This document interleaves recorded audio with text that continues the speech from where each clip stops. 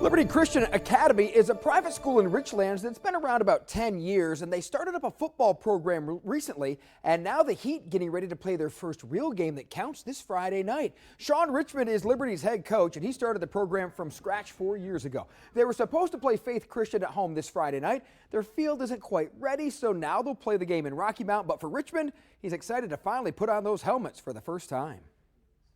When I took over 4 years ago, I wanted a football program here because I think it's something that the school needs, and hopefully the community will rally around us, and it'll be good things for the community. But I want to give, most importantly, I want to give these kids an opportunity at this school to do something they wouldn't otherwise get to do.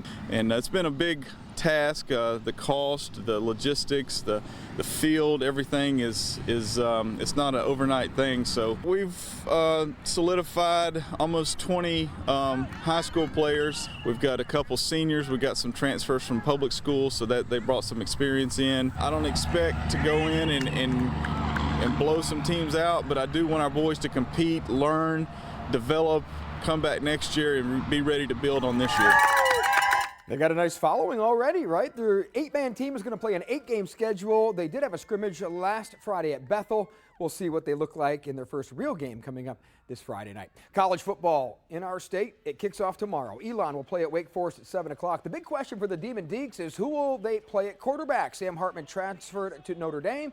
Dave Clawson will go to Mitch Griffiths. Dave Clawson says it'll be a different looking offense with Griffiths at the helm. I'd like to see us win more as a team. I'd like to see us have a more balanced offense. Feeling that our defense is going to take a step forward. But offense should be pretty good for Wake Forest as well. We'll check them out tomorrow night. Not the only game being played in our state. We've got Barton will actually kick things off at 6 o'clock. Well, Fayetteville State travels to UNC Pembroke. Campbell is at home at 7 against 4th-ranked William & Mary. And NC State travels to UConn, while A&T goes to Birmingham.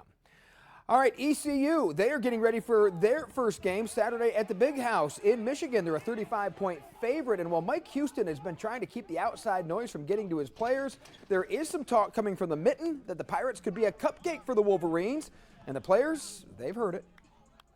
I'd be lying if I said we didn't talk about it. We all saw that clip, and, I mean, it's kind of like nothing new. I feel like the national media, they've always slept on ECU, so I mean, it doesn't change anything. That chip on our shoulder is always going to be there regardless if we're the favorite or the underdog. Mike Houston plans on doing a walkthrough at the Big House Friday to get the players used to that big stadium before their noon kickoff Saturday. Here are the other games we're keeping an eye on for Saturday, including Wesleyan kicking things off in Rocky Mount at noon. Elizabeth City State, App, Central, Charlotte, Lenore Ryan all have home games Saturday. I'm Brian North for News Channel 12.